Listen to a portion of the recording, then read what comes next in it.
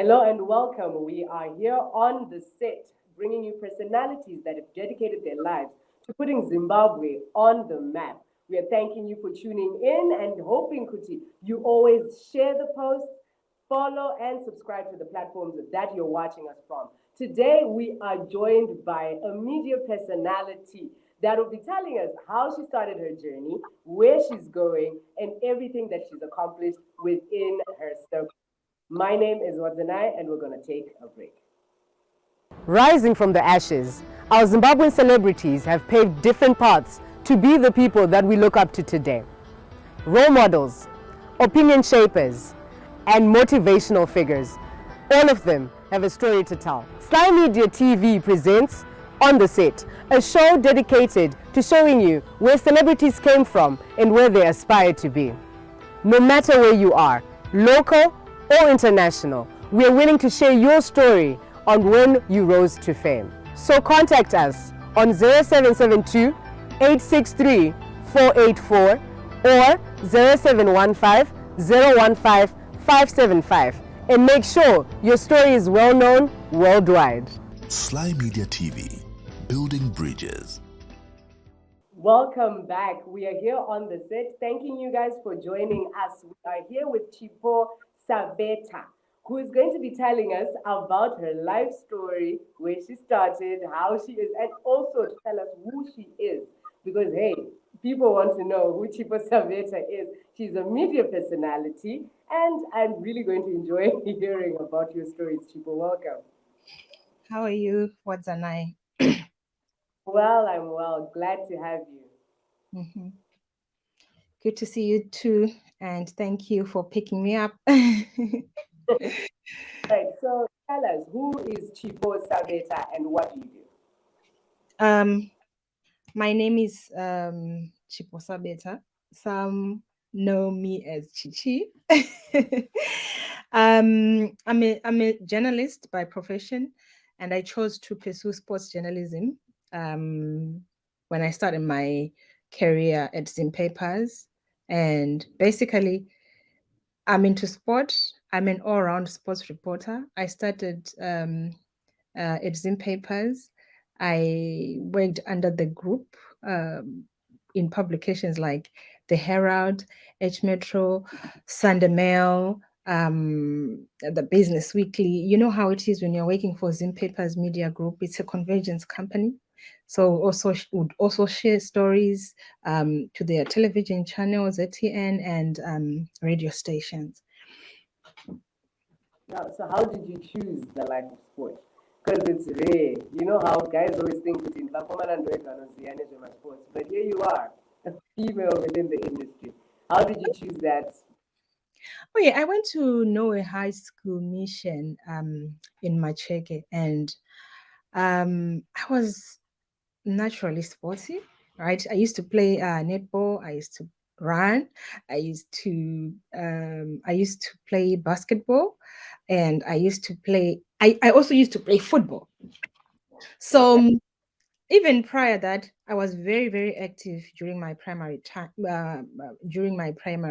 era, and besides being active, I've always been interested in sport, and my father used to like sport a lot.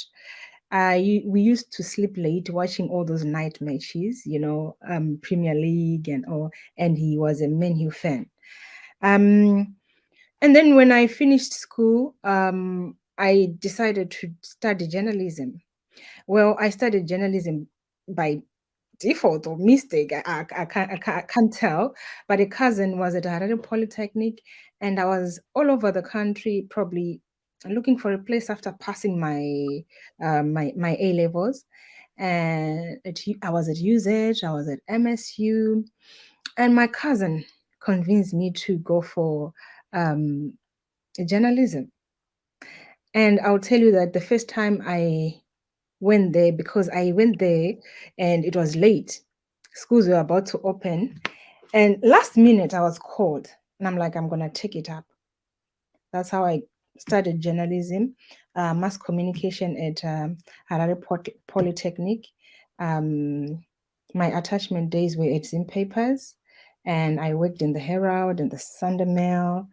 And after finishing school, after attachment, you go back to school, completing the projects and dissertations and all.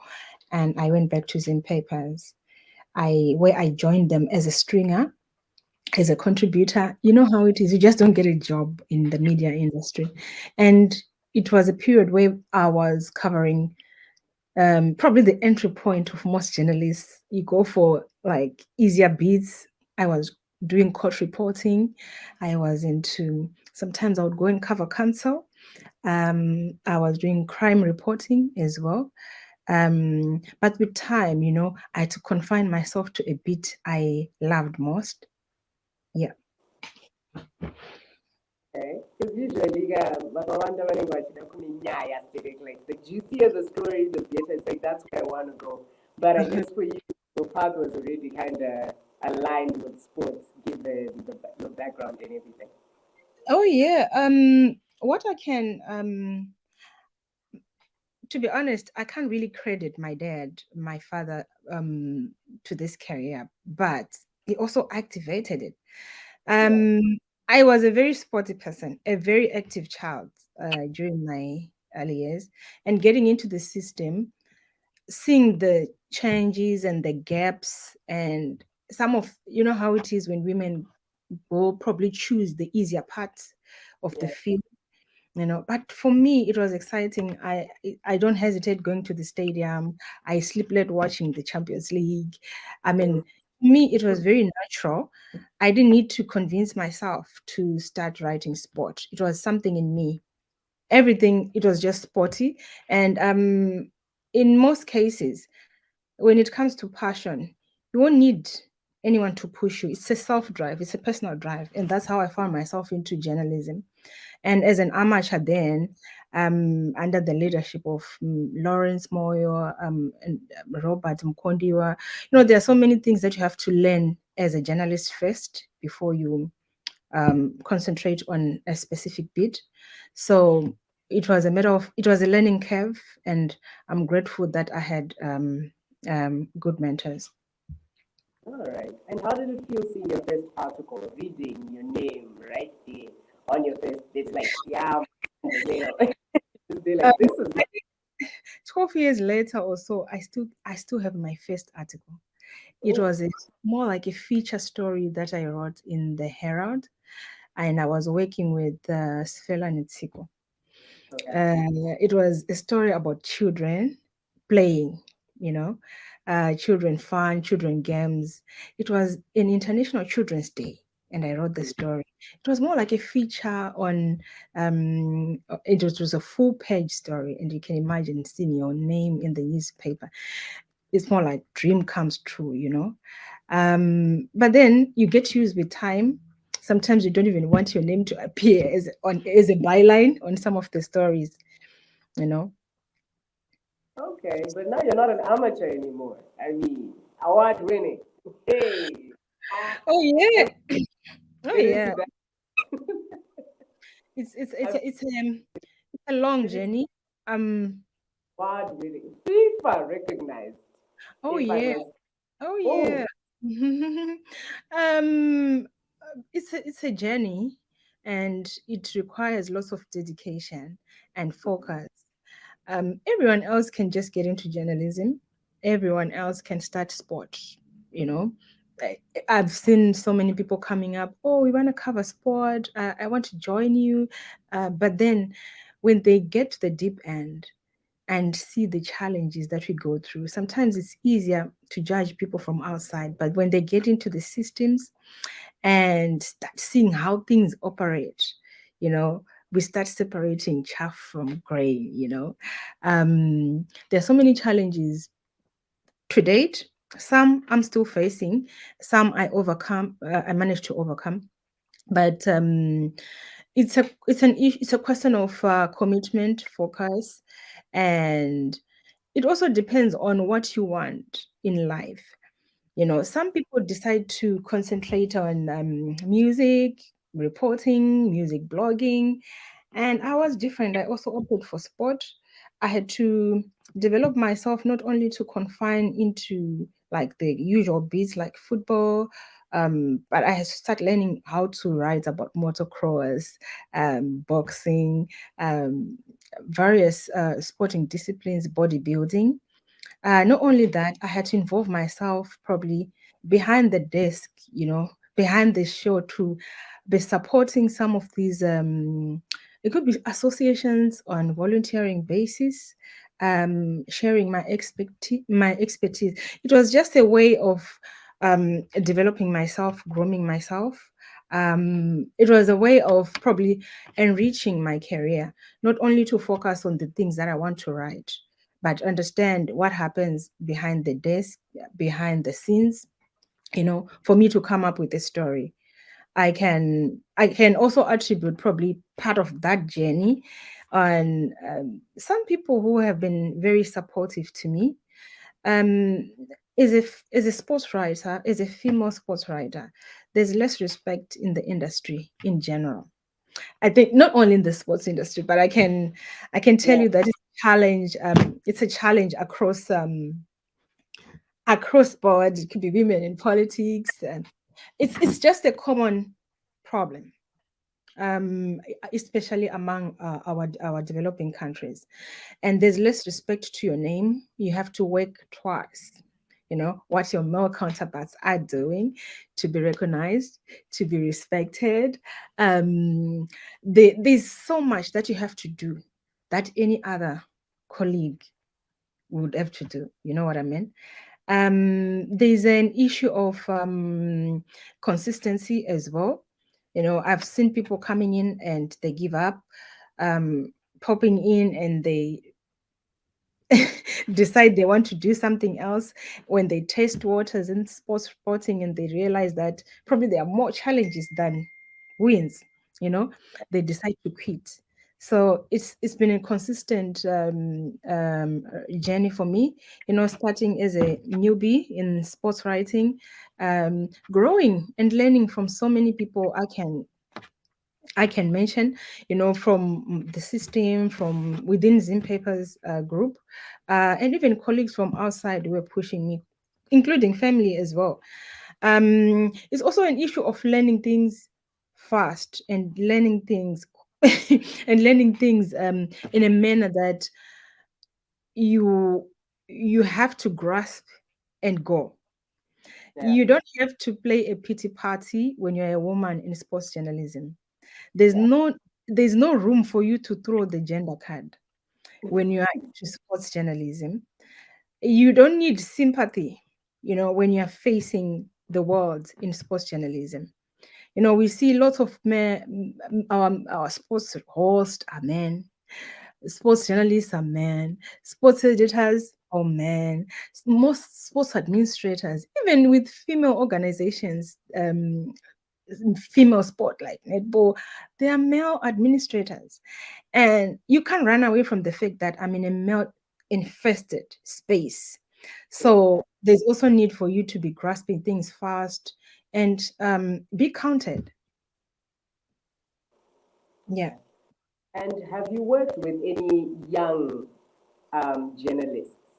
Because you know how it is, the thirst to be where you are. Like it's like encountering someone who you've seen who's walked the path and they want to walk with you. Have you ever encountered that? Oh yeah. I was at Zim Papers, but I then became one of the founding journalists or reporters at H Metro. So I worked under senior guys like Trascosa, Robert, Lawrence, and they did play the part in shaping who I am. Those are the early years, encouragement. I have had a fair share of challenges in my industry, but with lots of support and cushioning with the people I had around, they supported me to keep going. Um, in terms of those coming up, I can I can tell you that I've had a few girls coming after me. Some would say maybe you inspire me. Some I would encourage them to join me. Um, you know, Travel with them, sometimes showing them the way. It's not easy, like I said, and there's someone who's always want to lean on you, probably someone who trusts you. They know you have been there and they trust you with your experience. Then they come along. I can tell there are quite a number of girls. You know how it is when you break the barrier. Not only me, I know a number of sports journalists, female sports journalists in the field who were there before me. But uh, after my experience, there are so many girls that popped up, wanting to go with me on a match day.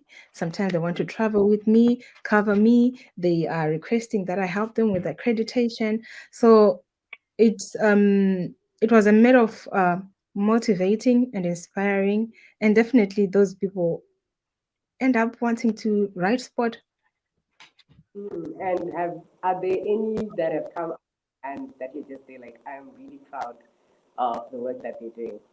Oh yeah, I can share insights on a few girls I've seen, or some other guys. Some would come just on attachment basis.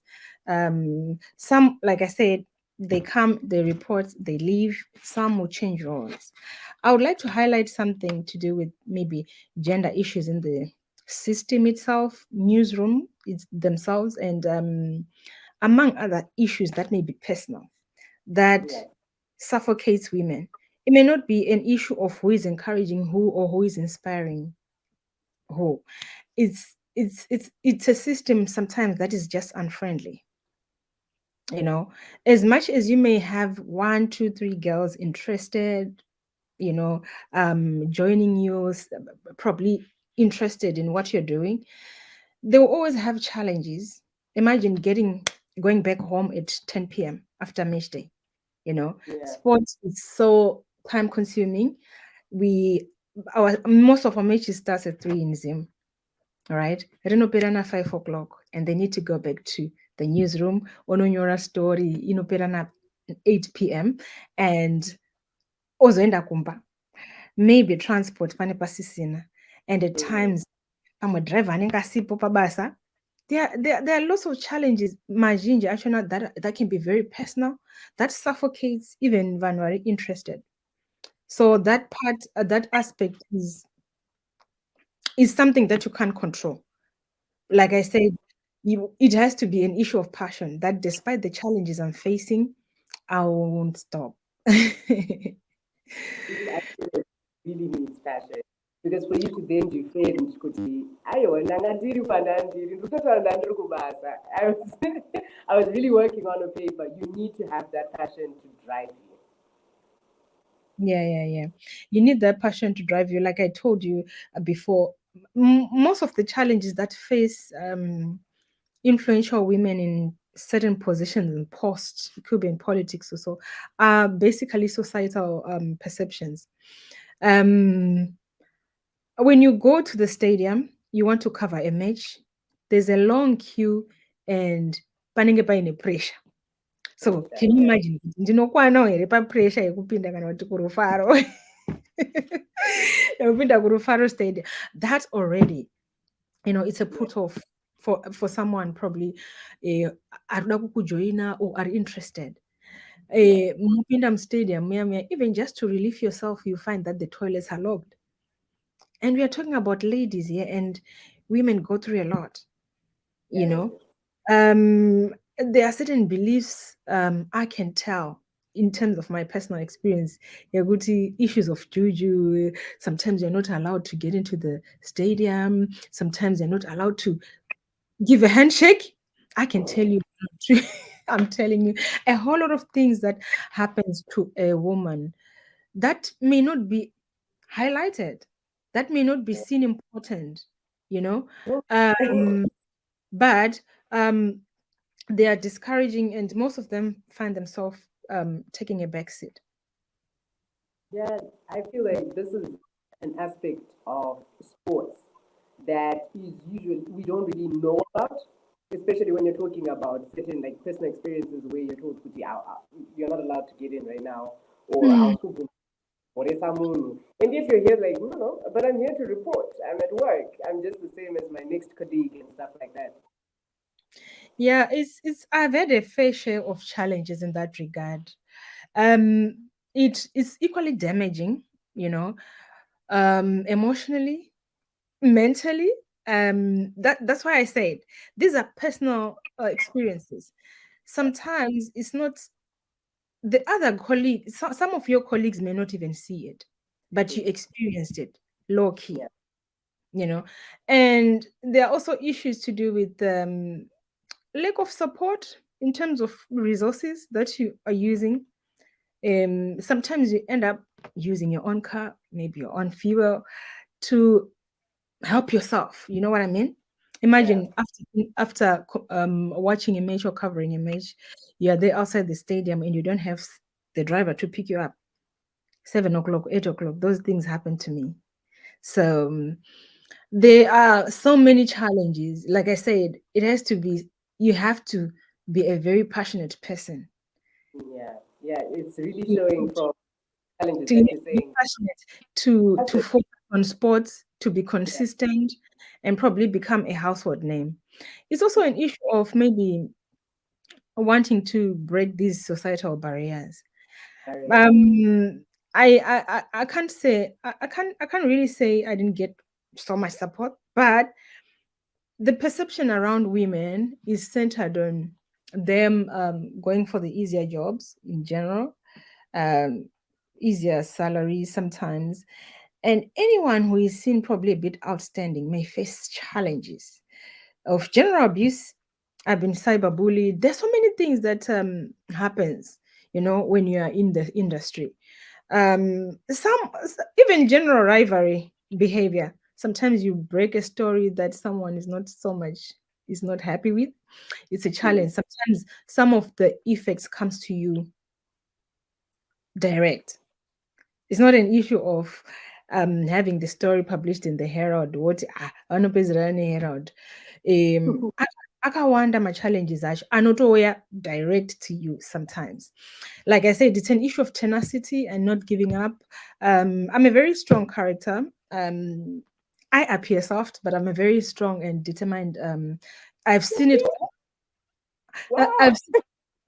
I've seen it all. I've seen it all, and I can write down a fair share of my challenges. But we overcome some of these things, and I'm still also working to overcome some of the challenges that the generality of professional women face, not only in professional Yeah, I setup. feel like the spaces that you've been in, you are building your own household name as Chichi Sabeta to show Kuti, no, these are things that us as women, we can even get into these particular spaces and dominate these spaces, even if we look soft and everything. And I'm sure you are going to share more about your experiences, but for now, we're going to take a short break. Big businesses do not advertise because they are big. They advertise because they want to reach potential new customers. Advertising helps you move your goods off the shelves. Brand visibility engraves your brand in the hearts and minds of your old and new customers. SlyMedia TV has a package for everyone, big or small. It's called Everyone Can Stream. Corporate events, weddings, churches or funerals, we stream it all. We take your product and event to over 326,000 followers on Facebook and 96,000 subscribers on YouTube. We cross-post to over 6 pages with a reach of over 1 million followers from as little as $100 per hour. We give you the desired global reach. Call today for a free quotation. 263-772-863-484 or 263-775-964-849 or 263-773-761-800 or email on slymediastreaming@gmail.com. Sly Media TV, building bridges. Welcome back on the set. We are joined by Chichi Sabeta, who is telling us about everything that she's encountered being within the industry, all the benefits that come with it, and just her experience as a whole. She is a media personality. She's a manager. She's in many places, and it's beautiful to see. It really is, Chichi. You're doing amazing work. Yeah. Um, There isn't much probably to say I've done amazing work, but when you are choosing a career, there's also need for you to invest in the education part of it. Um, I started journalism. That was my first course. I have a diploma in marketing and public relations. It was an issue of, you know, giving myself a good stamp to the profession, media, marketing, PR. And then I have a Bachelor of Arts in Media Studies. Then I wanted to diversify, how it is with journalism. Besides that, there's always been a lack of women in sports administration, sports management, and there's also need for women who are probably educated to occupy such spaces. Remember the challenge that sometimes you have to work for it, and there's need for you to be counted. When you're a woman, you have to be worth the positions and spaces. So that's when I enrolled for the FIFA CIS course in South Africa. I started in 2018 and I finished in 2019. It's just a sports management course that involves subjects like sports finance, sports law, sports marketing, stadium management, sponsorships, events, anything that has to do with sports in general, but the academic part of it. And I'll safely say that I can say that it was not an easy journey. You know how it is. I had a full-time job and I had to go to South Africa almost every 2 months on broke release for the 2 years. And it didn't only drain me mentally, but financially. And I'm a sports person, but modules like sports finance and sports law, it was really, really gruesome for me. And after that, I went on to do projects, and probably that's the one you saw recently that I won internationally. It was a project on esports, e-gaming. Basically, with the world going digital, that's what I chose to do, and moving on with the times. And initially, we were the highest because I was in a group of someone from Nigeria and someone from South Africa. We were the first group to win it at university at Nelson Mandela. And that alone was enough for me to celebrate.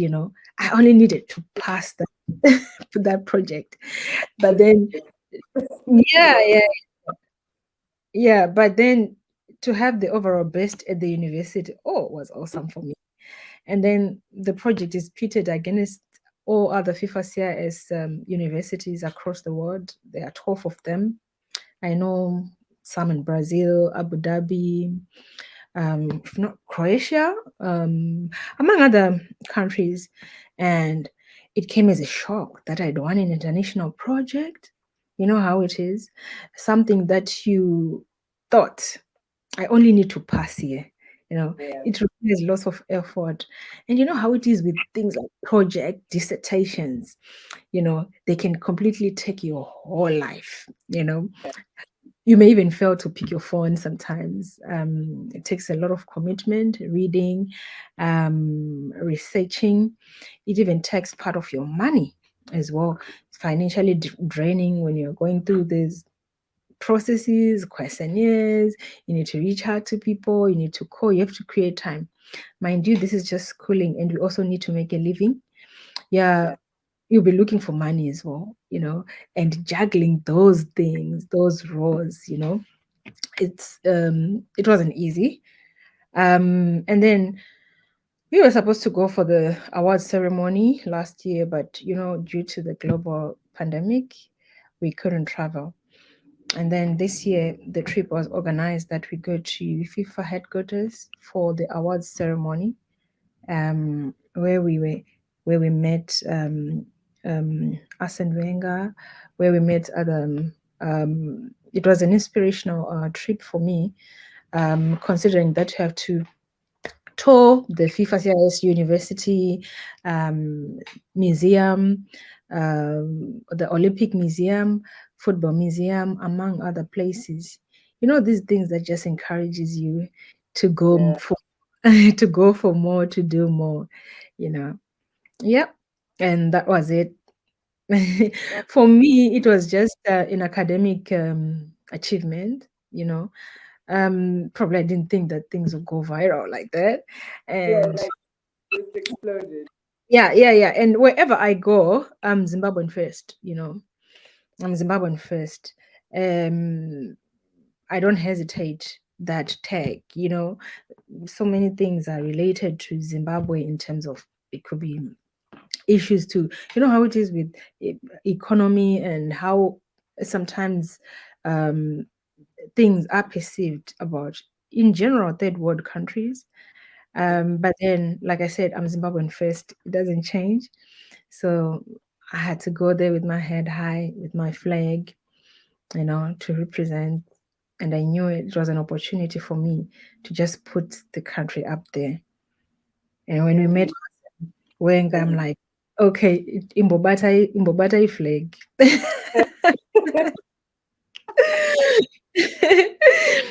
um, you know, those moments they don't come twice. Opportunity comes once, you know. yes, I'm a bit biased because I'm an Arsenal fan. So I'm just here like, oh yes, yes, she met Arsene Wenger. Like I'm just, Yeah. I, Oh yeah. oh, And a lot of Arsenal fans are trying to recruit me. we want you, I want you. Like, yeah, Yeah, who was they're trying to. Yeah, seeing him, he's a football scientist, and when you meet a big, big man in sport, you know, his influence is felt. You know, it? he talked to us. It was just 5 to 10 minute speech. You can actually tell the depth of his knowledge and his experience. As they say, you know, experience is the best teacher. He has It, walked. He has been into the. He's been in the field, and he's seen it all. You know, and yeah. that's why, you know, international organizations like FIFA um, equally know that he's very valuable to the organizations. Mm-hmm. Now Mhm. that's an. How was that? How was the whole FIFA acknowledgement and everything? How? I'm really curious. And I was, I saw your pictures and I'm like, I wish I was you. I wish I was that. um, like I always say, I'm trying to empower myself, educate myself. You need experience in fields, but you also need academic knowledge to deal with certain things head on. Professional etiquette, conduct in how we do things. You need the knowledge. You just don't need to say, I have been there, I've done this, I'm knowledgeable. You also need the academic part of it. And most of the things that I'm studying, like I'm trying to start are basically online and still obviously focusing on my passion in sport as well, knowing that Black women in Europe generally are at a disadvantage. Um, uh, Besides the gender card, there are also issues to do with maybe, you know, how it is when you didn't, I wasn't born and bred here, and I'm Yeah. a, you know, so you have to adapt quickly and you have to learn and you have to go to school to get used to these, some of these little things that people may take for granted, to get used to a system. And that's schooling, education, and exposure, you know, will take you far. Yeah, and I feel like within the journalism, it has to be broader than just I can go in front of a camera and I can talk. No, there's so much more that you need to add to journalism in terms of education and schooling. Oh, definitely. There are so many even online courses that people do. I recently completed a Reuters digital introduction to digital media uh, course. There are so many courses to equip yourself, to empower yourself with. It could be general knowledge. It could be, you know, the world is going digital, you know. Digital. And there's need for you to know how to use the cameras, how to set up things for you. I was at the Netball World Cup sometime in 2019. I was expected to give audios for radio stations. I was expected to write stories for the newspapers, and sometimes stories are shared across board, like the Chronicle, maybe Herald, H Metro. You need to write a story. And there was ZTN, and I haven't been much into broadcasting. And Yeah. they also need clips, you know. You have to be that good. And for you to overcome those challenges or to empower yourself, there's need for you to study, you know, go to school, expose yourself, go to practical schools, how to use the camera. Those are some of the um, additional skills that I've been trying to empower myself in recent years. Online presence, social media management, blogging, Yeah. um, use of gadget, camera, among other things. Yeah, that's amazing. Because with journalism itself, it's not just bound to one particular thing, but it's like what you're saying. It's like your paper on e-programming. It's talking about the digital world. Can you just teach us more about what exactly you were looking at? Was it just e-programming in general, or the differences within Zimbabwe and internationally? Like, what was it exactly covering? Oh yeah. Um, I can basically tell you that we can't run away from the internet. We can't run away from technology, and gadgets have taken over. Um, so many people are now engaged in esports. Like, to me, it came as a surprise going through the project and learning some of these things that we were going through. There are people competing for world championships. People are making money on Yeah. online gaming, esports. I know of a family, they don't work. They are full-time esport players, you know. And we can't, like I said, the world is evolving, and there are so many aspects of life, internet, that we have to grasp, whether we like it or not. So it was a good exposure for me to learn, but at the same time there are things that I realized that we can't avoid it. Even our families, even our parents cannot avoid internet. They have to be forced to use WhatsApp, even if those who are adamant, you know. Technology will force them to up their game. It's just about, you have to grasp everything that's coming, otherwise you'll be left behind for good, and there's no Yeah. chance for you to recover. You know, it was one of those things where I felt, okay, besides my academic aspect of life, I just need to learn where the world is going. You know, you don't need to sit back and watch others moving, you know. Mm. And what can you say are the things that you have noticed as being the gaps within our own sporting world within Zimbabwe? We know everything that's going on with soccer, FIFA, and all that. What do you feel like should be done for us to catch on and Mhm. catch else, the rest of the world? Yeah, I've been lucky with a bit of exposure covering. It could be Chan matches, a bit international, COSAFA, our Southern Africa competitions in South Africa, among other regional countries. I've also covered, well, CAF matches in CAF Champions League matches in Africa, you know, countries like Tunisia, Algeria, Egypt, and see how some of the um, countries are doing. And I've also been fortunate to be at these parts of the world. I've been on educational tours in Germany, partly Borussia Dortmund, Augsburg, and the gap is huge, considering that this is the first world and our country, we are in economically disadvantaged space. Um, I watch matches in the Premier League. I watch Chelsea. I watch various matches. I've been to Wembley, among other. You know how it is when you experience things practically. The difference is even with the ticketing system, the costs, everything online, management of things, order, professionalism, is something that we just need to grasp. There are no two ways when you want to develop.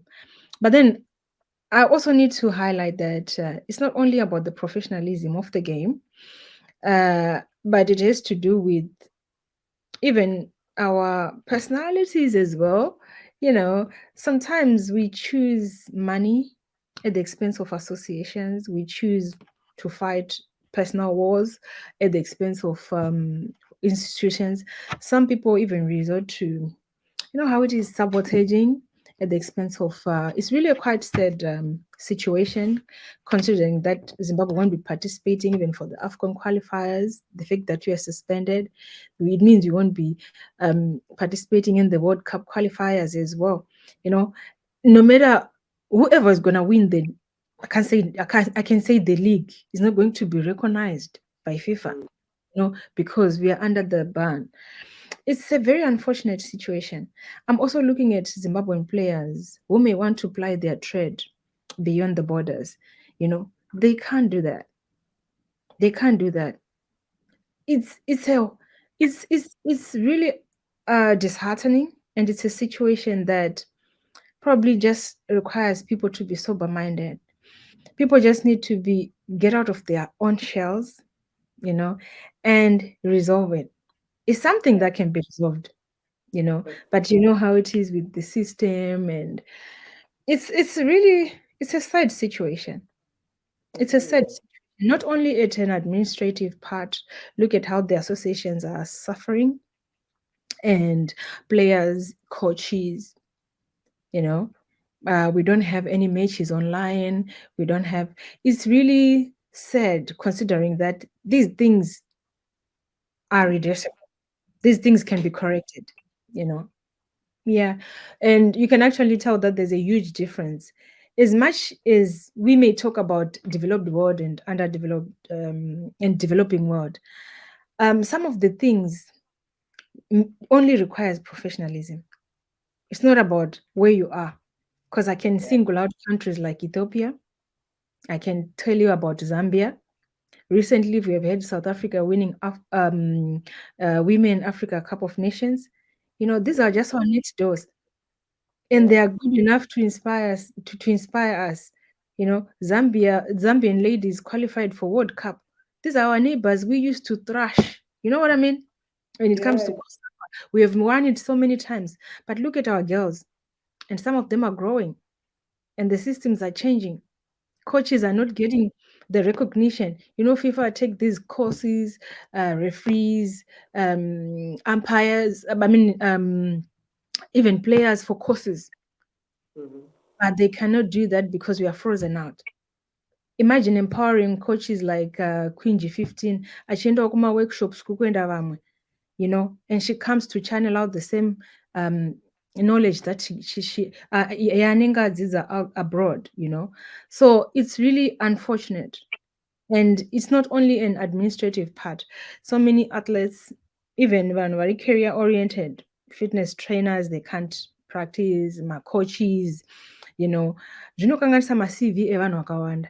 Even players vanotamba abroad, pane challenge iyo, pane gap iyo yokuti vanotanga kutarisa kuti Zimbabwe vari kuparticipata muma-competitions api, hatiko kuAFCON, ko pama-rankings vari papi, pa-rankings inoita donha 20 times down.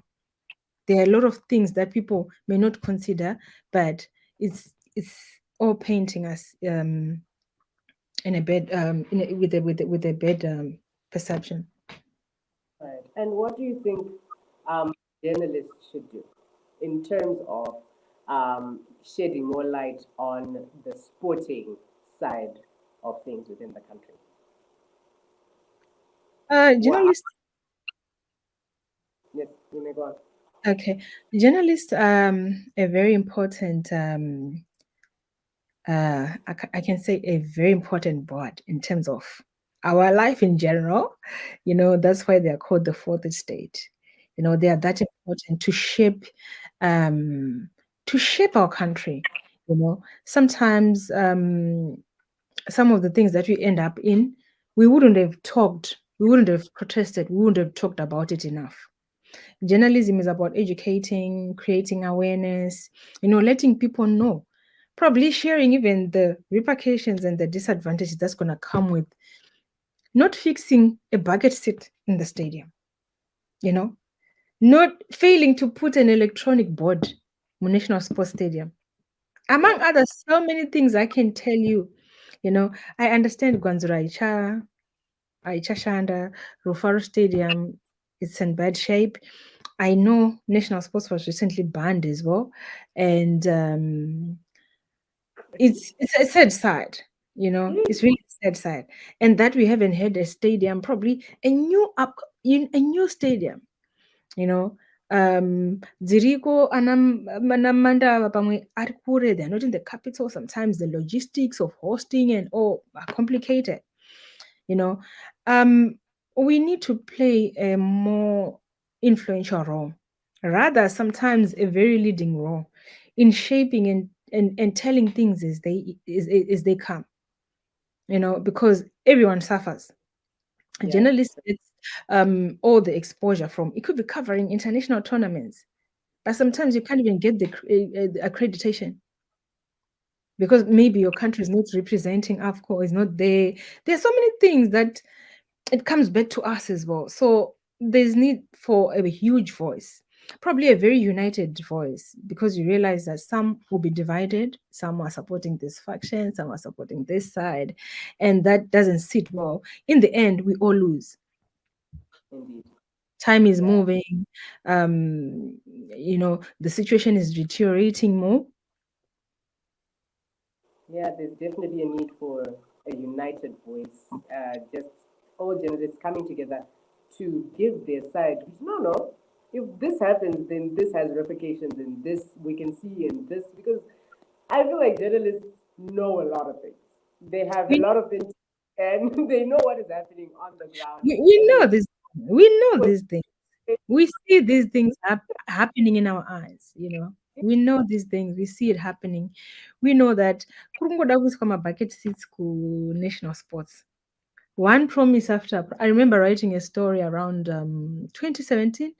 Rufaro Stadium refurbishment, tikatoenda ku stadium Newakuru, you know how it is, and you actually think, oh, it's now happening. But then up to now, it's not working.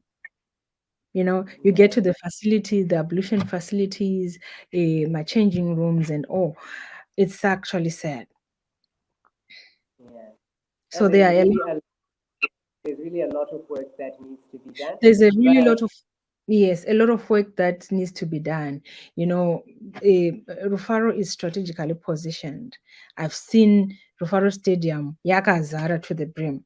It's at the center of our ghetto, our, sport-loving society, Vanu, Iri Central, Mbare town, some walk.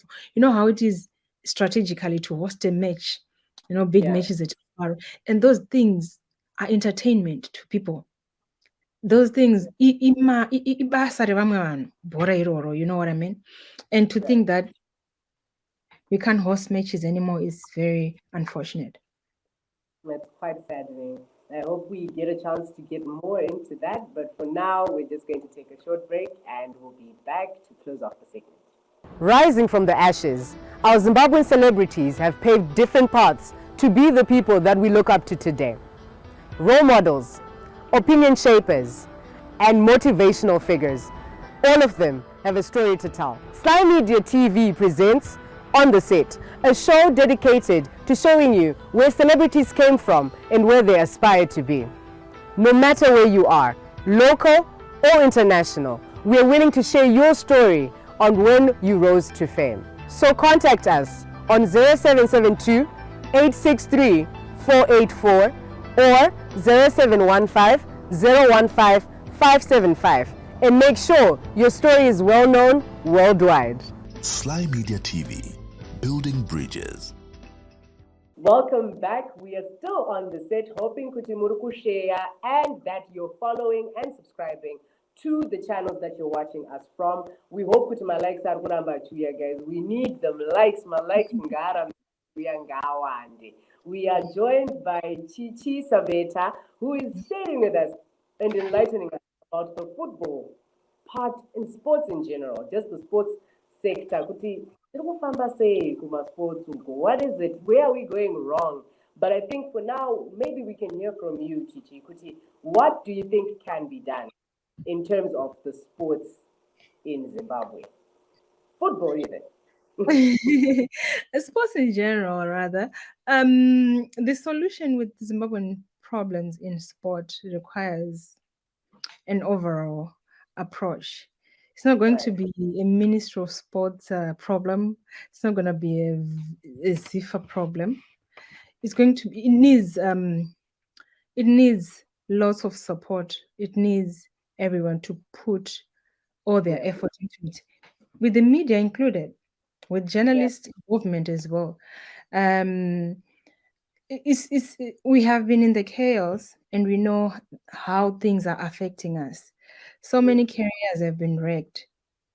Professional CVs for people in these professions, fitness trainers, coaches, we don't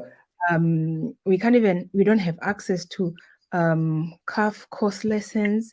We don't have access to even some things that comes with Zimbabwe being an affiliate of FIFA, things that should be coming our way, including financial help. So it requires everyone to play their part.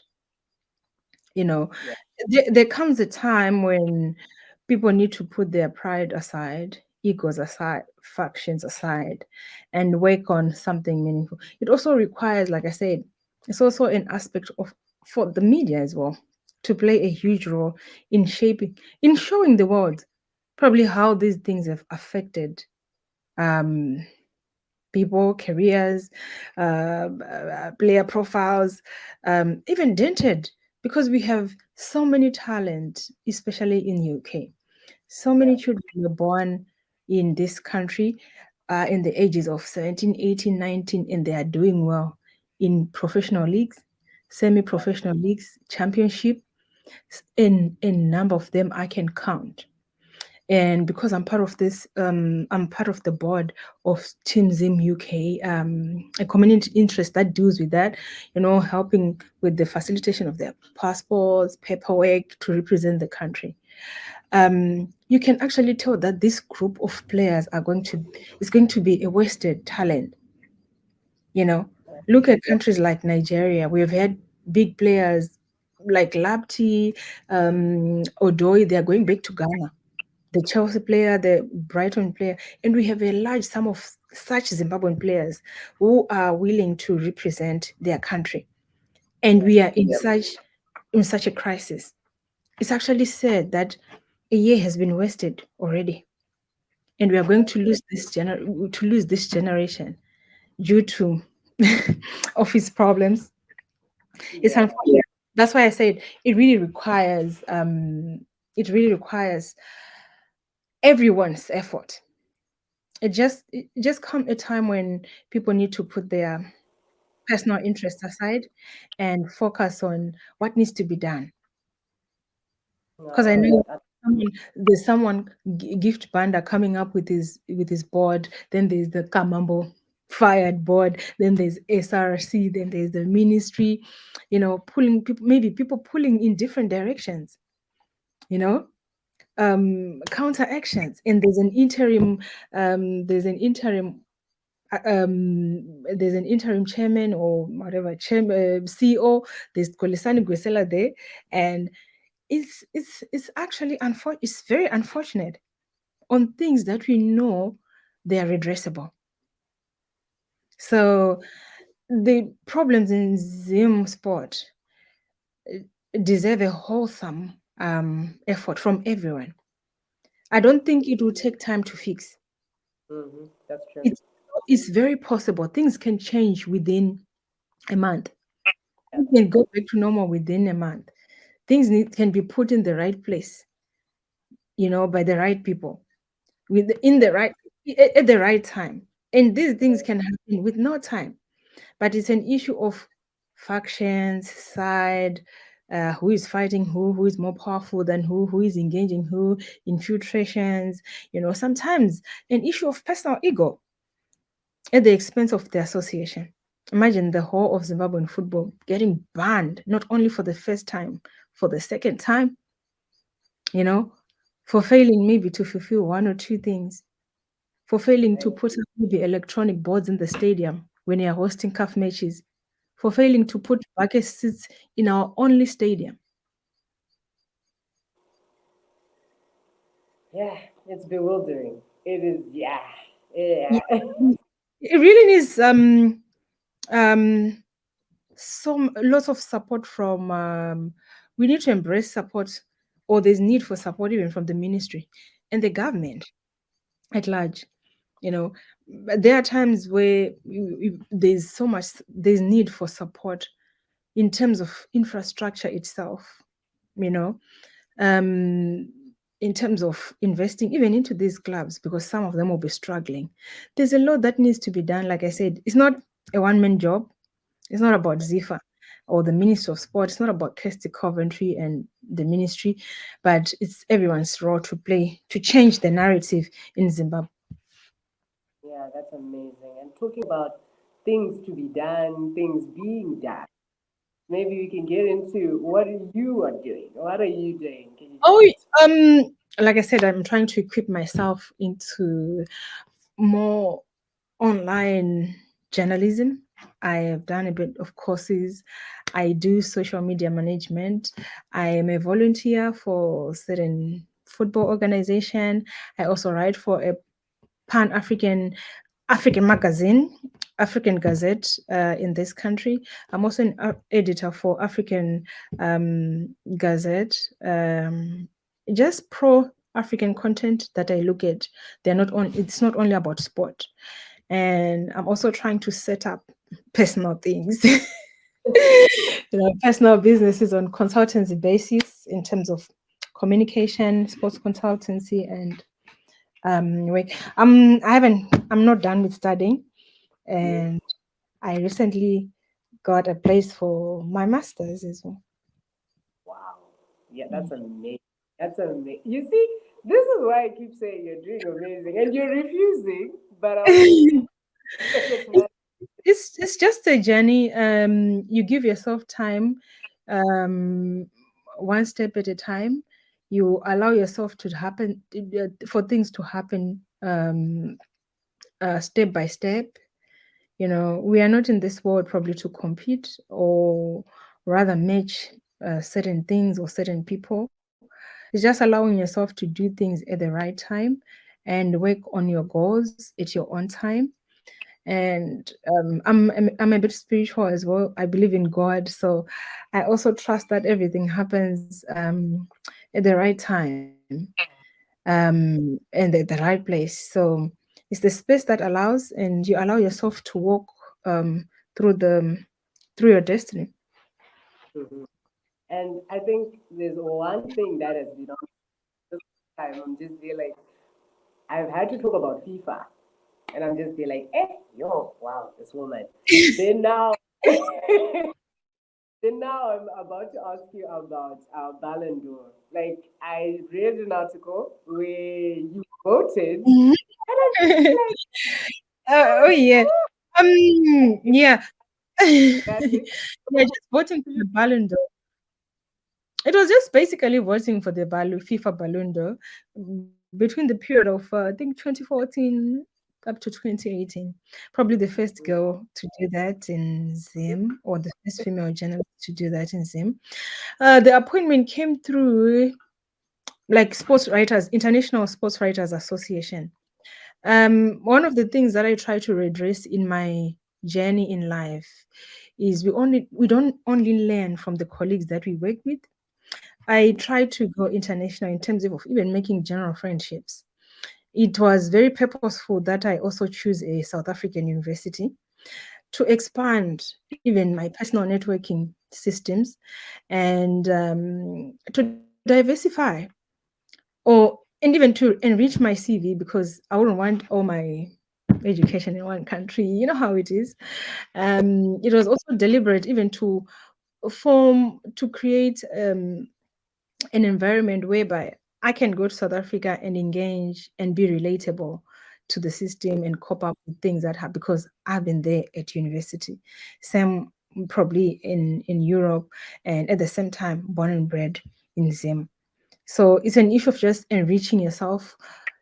It could be on personal gain, but at the same time on your personal or professional exposures, and give yourself time to do things at the right time. It also requires a lot of order in your life, because you just don't wake up with the position post. You just don't wake up one Jimbo masters. You work for it, you write reports, you apply. You just don't wake up one a PhD. You have to provide necessary documentation, paperwork that's required for you to qualify for certain things. Now So it requires, that's really and then requires lots of it requires. Yeah, you can go on. Okay, that's fine. It just requires lots of order from your end, organization of even your personal life, a bit of focus. And I've realized that we confine ourselves in the setting of maybe our Zimbabwean landscape, but the world is big. The pie in Europe is very big. We can't finish it. The sports industry is a multi-billion-dollar industry in so many ways. Refereeing, coaching, media, sports journalism, nowadays digital media, everything is online, blogging. I know sports personalities, I know media journalists who are making money out of blogging their content online. They don't even work hard to do bus. So we need also to grasp all those things. And for you to capture and get in the groove of learning new things, it's a character, it's a personality issue. You have to learn, you have to be a grade one for everything. For everything, exactly. I'm going to A, B, C. Oh, I want to achieve this. I need to start digital money. What courses should I enroll in? Ndinofana kutamba nevanhu vakaita sei. Inini ndinokoshesa what they say, your network is your net worth. Who do I have as a mentor? Who speaks to me? Who do I engage? How many people are feeding into me in terms of personal development, education? Who is telling me what to do? So here and there you get people asking, Wakuita say, what's next after this? Don't you think you should be doing this?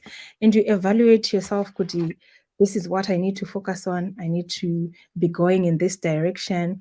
This is good for me, but it's time consuming. I also need life. I also need to work. I also need money.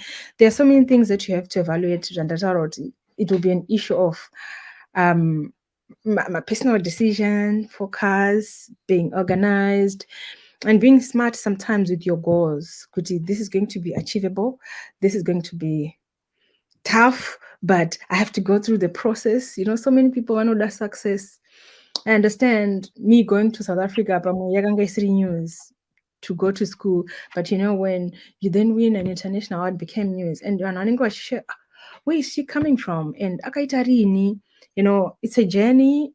People plan, and it requires lots of focus and order as well as a person. That's good. That's really good. And I'm sure for the young upcoming journalists that are listening, that they can also learn a few things in terms of order.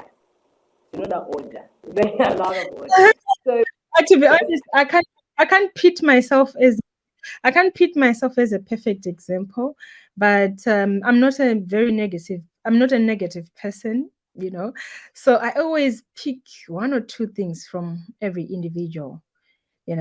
I can't say I'm a role model, but there'll always be one or two things that people can learn. And I'm not saying probably I'm the best or I'm better than such and such, but it's an issue of grasping what others are doing best. But there are also challenges that you may also have or may face, that sometimes people hate those who are supposed to help them. We hate people we should be learning from. yeah. So I usually open myself to a lot of maybe those who have made it. I like Fatima Samora, and I've been trying to see how she managed to become the SG of of FIFA. I read her bios, her profiles. I see what she has studied, and you need to have a bit of foresight into the things that you want or things that you wish to achieve, and the kind of people that you're looking up to. They may not be accessible to you physically, but you watch them. Imagine she's the most powerful woman at FIFA. She's African. She's just like any other African girl, African woman.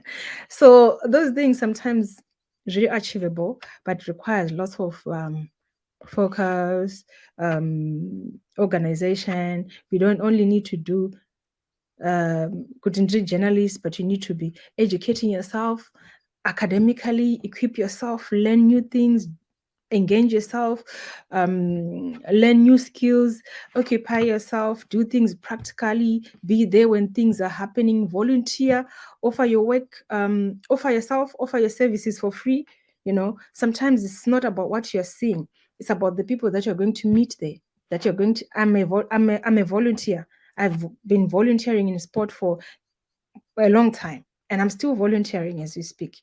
There are things that I just do for free, but I have benefited from them. What would be your parting words for journalists in general, Zimbabweans? Just yeah. Yeah. I always try to encourage whoever I relate with to learn, educate themselves, equip them with themselves with new skills, get involved into active participation, get engaged, volunteer, occupy the spaces, and give themselves as much exposure as they can. It's not only about writing and breaking news or smashing deadlines and all. There's a lot more that people can know or can learn outside media. It could be on the education aspect, it could be even on personal for personal gains. I've met good friends through sport. I've met people that I now call family through sport. There are so many people that contributed or helped me to be where I am, whom I met through sport. So it's also an issue of creating synergies and relationships and cultivating long-lasting engagement with people. Yes, you may break the news, you may smash headlines, you may write this shattering story, but there's also need for you also to balance between relations. And this could destroy it, or is it gonna help them or me? Is it for the own good? So I'm always sensitive on a bit of those on that aspect as well. There's more we gain sometimes on working together, encouraging and developing than probably smashing, destroying kind of media content. Yeah. More like a positive aspect to media rather than focusing on, I need to bring them down. Yeah. As much as we may need to highlight, investigate, get into the thick of things, I also believe in encouraging developmental and positive journalism. Yeah, thank you very much, Chipo, for joining us today and for sharing all your insights. Been mind-blowing. Really has been, and it has been great to have you here. All right. Thank you so much, Wadzanai and Sly Media TV for picking me for your show. Yeah, all right. Until next time, everyone, it's goodbye for now. Big businesses do not advertise because they are big. They advertise because they want to reach potential new customers. Advertising helps you move your goods off the shelves. Brand visibility engraves your brand in the hearts and minds of your old and new customers. Sly Media TV has a package for everyone, big or small.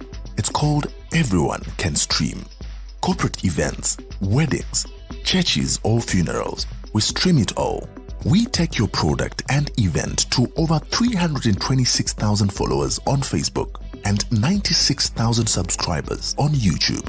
We cross-post to over 6 pages with a reach of over 1 million followers from as little as $100 per hour. We give you the desired global reach. Call today for a free quotation. 263-772-863-484 or 263-775-964-849 or 263-773-761-800 or email on slymediastreaming@gmail.com. Sly Media TV, building bridges.